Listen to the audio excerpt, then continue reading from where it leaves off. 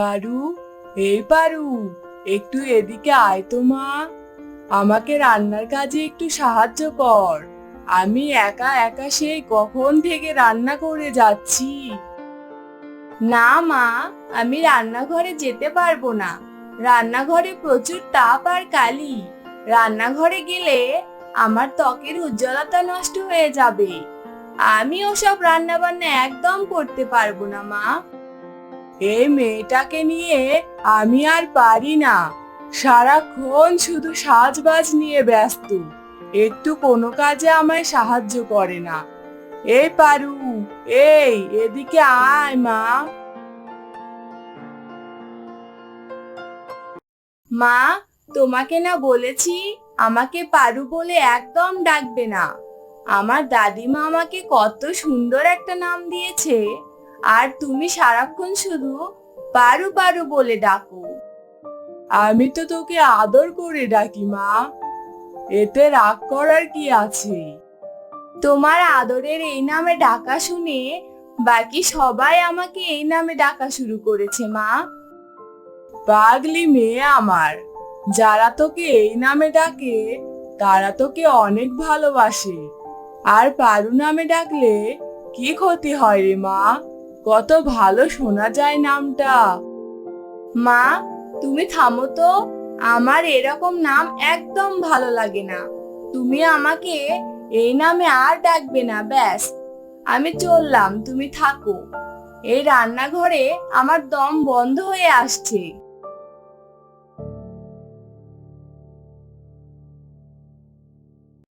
আরে, এ কি? আমার মুখে তো ব্রণ বেরিয়েছে।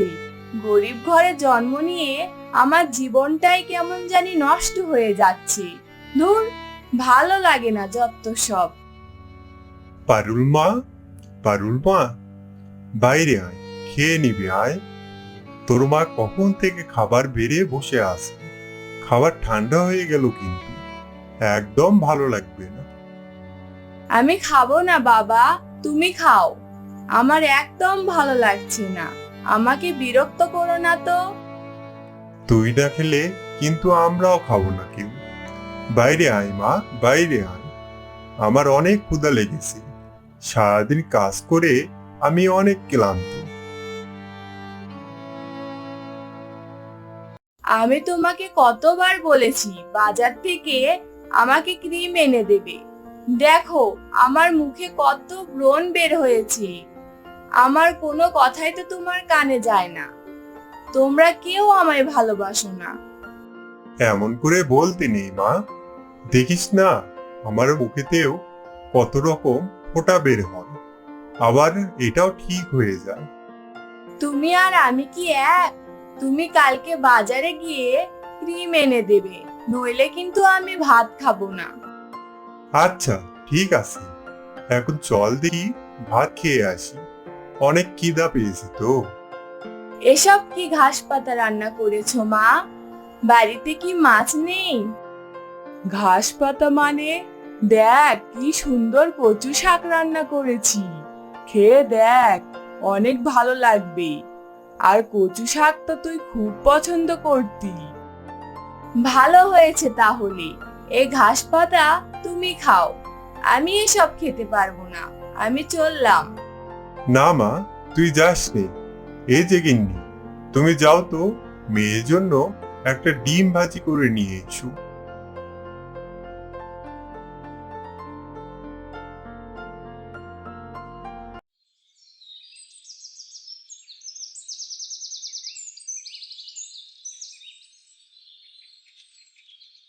তার আমু, আমার ছেলের জন্য ভালো কোনো মেয়ের খোঁজে পেলে? হ্যাঁ মোড়ল মশাই, আমার হাতে দুটো মেয়ে আছে।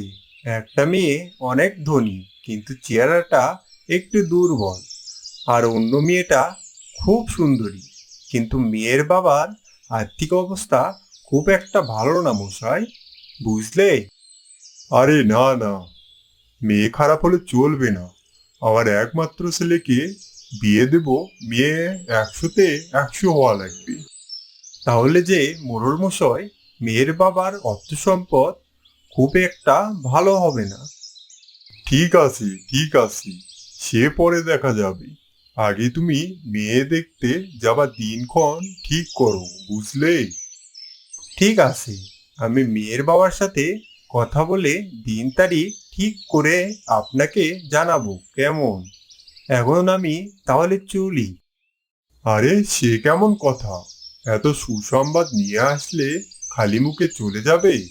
তা তো হবে না। তা এসো, এসো, বাড়ির ভেতরে এসো। খাওয়া দাওয়া করে তারপর না হয় বাড়ি যাবে। না মোড়ল মশাই, আজ আমার সময় নেই। ও পাড়াতে যেতে হবে আর একটা মেয়ে দেখতে। মেয়ে দেখে পাকা কথা বলে আসতে হবে। আচ্ছা, তাহলে এক কাজ করো, টাকাটা রাখো। পথে চা নাস্তা কিছু করে নিও, কেমন? হি হি হি হি হি। এসবের আবার কি দরকার ছিল বলুন তো?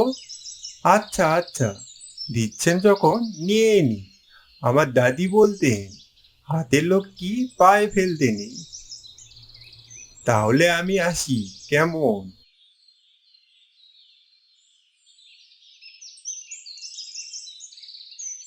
বাহ, মেয়ে তো দেখতে খুব সুন্দরী। রূপে গুণে কোথাও কমতি নেই। কি বলো জয়ের বাবা? হ্যাঁ, তা তুমি একদম ঠিক বলেছো। তা কি রে জয়, তোর মতামত কি? আমি আর কি বলবো, তোমরা যা বলবে সেটাই হবে। তাহলে চলো দীপালি, আমাদের ছেলের মেয়ে একদম পছন্দ হয়নি, আমরা উঠি। না না বাবা, আমার মেয়ে পছন্দ হয়েছে, অনেক পছন্দ হয়েছে। হ্যাঁ হ্যাঁ, দেখো তোমার ছেলের কাণ্ড দেখো। তাহলে আর কি, মুরব্বীরা বলে শুভ কাজে দেরি করতে নেই। তার আগে দেনা পাওনার হিসাবগুলো করে নাও।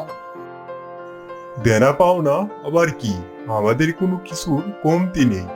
তারা যেটুকু দেবে তাতে আমরা রাজি। তা বললে কি হয়? সমাজে আমাদের তো একটা মর্যাদা আছে। লোকে যদি বলে মেয়ের বাড়ি থেকে কি দিল, তখন আমরা কি বলবো? তার থেকে ভালো সব কথা এখনই মিটিয়ে নাও।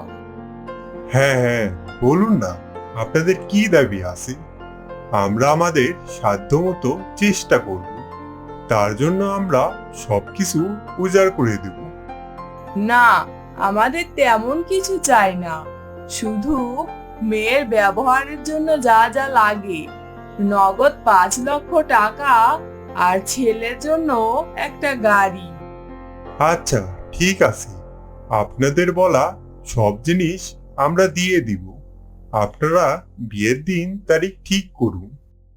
তাহলে আগামী শুক্রবারেই শুভ কাজটা সেরে ফেলা যাক, কি বলেন? আমাদের কোনো অসুবিধা নেই, আপনারা যা ভালো মনে করেন। আসুন, তাহলে সাবধানে যাবেন, কেমন?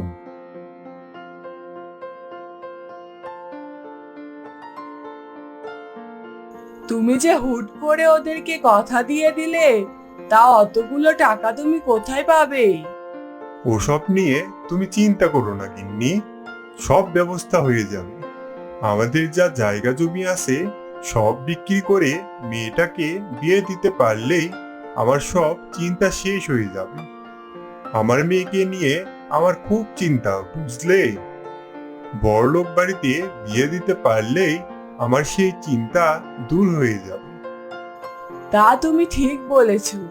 মেয়েটা ছোটবেলা থেকেই একটা বড়লোক বড়লোক স্বভাব। সব কিছু বিক্রি করে হলেও ওকে বিয়ে দেব। অনেক রাত হয়েছে, ঘুমাবো, চলো। আমাদের বাড়িটাও ভাবছি বন্ধক রেখে দিব। দেখো, তোমার যেটা ভালো মনে হয়। আমরা আর কদিন, মেয়েটাকে একটা ভালো ঘরে বিয়ে দিতে পারলেই আমাদের সব দুঃখ দূর হয়ে যাবে। কি ব্যাপার দাদা, আপনারা তো আমাকে 5 লক্ষ টাকা দেওয়ার কথা ছিল, কিন্তু এখন আমাকে 2 লক্ষ টাকা দিচ্ছেন কেন? কি করব বলুন তো? আপনার জমিতে যে পুকুরটা আছে সেটা ভরাট করতেই আমার অনেক টাকা লেগে যাবে। তাই আমি আপনাকে 2 লাখের বেশি টাকা দিতে পারবো না। এখন যদি জমি বিক্রি করেন তাহলে ঠিক আছে, না হলে আমার টাকা আমায় ফেরত দিন, আমি চলে যাব। আচ্ছা দাদা, আপনি আমাকে আরো 2 লক্ষ টাকা দিন, আর ওই জমির পাশের জমিটাও নিয়ে নিন, ওখানে খুব ভালো ফসল ফলে। আচ্ছা ঠিক আছে, এই নিন বাকি টাকা। শুক্রবার সকালে যে দলিলে টিপসাপটা দিয়ে আসবেন, কেমন? আমি শুক্রবারে যেতে পারবো না, শুক্রবারে আমার মেয়ের বিয়ে। আমি শনিবারে গিয়ে টিপসাপটা দিয়ে আসবো, কেমন?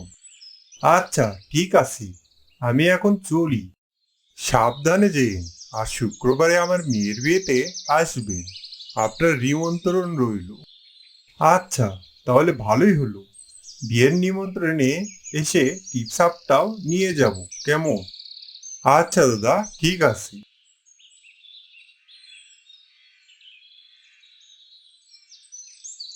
এ তো শুধু নগদ টাকার ব্যবস্থা হলো, গাড়ি আর বাকি জিনিসপত্র কই থেকে আসবে? ধার না করে হলেও যে করেই হোক আমি টাকা জোগাড় করব, দরকার হলে বাড়িটা বিক্রি করে দিব। বাবা, এ তুমি কি বলছো? তুমি আমার জন্য সব জমি বিক্রি করে দিলে, আর এখন এ বাড়িটাও বিক্রি করে দিবে বলছো? তাহলে তোমরা থাকবে কোথায়, খাবে কি? হ্যাঁ হ্যাঁ, আমরা আর কদিন বাঁচবো, বাকি জীবনটুকু যে করেই হোক পার করে দিব, তুই কোনো চিন্তা করিস না। আমাকে তোমরা এত ভালোবাসো, আমি এতদিন তোমাদের ভুল বুঝেছি। আমার কোনো বড়লোক বাড়িতে বিয়ে করা লাগবে না। আর যারা বিয়ে করতে এত টাকা চায়, তারা কোনোদিন আমাকে সুখী রাখতে পারবে না। আমি এই বিয়ে কিছুতেই করতে পারবো না। আমার অনেক বড় ভুল হয়ে গেছে। তুই কোনো চিন্তা করিস না রে মা, আমরা টাকার ব্যবস্থা ঠিকই করে ফেলব। এ সব আমার জন্য হয়েছে, বুঝতে পেরেছি বাবা। আমি গরিব ঘরে জন্মে বড়লোকদের মতো আচরণ করেছি। আমার সব ভুল ভেঙে গেছে বাবা। তুমি প্লিজ এই বিয়েটা বন্ধ করো। তুই কাঁদিস না মা, তুই যে তোর সব ভুল বুঝতে পেরেছিস, এটাই অনেক।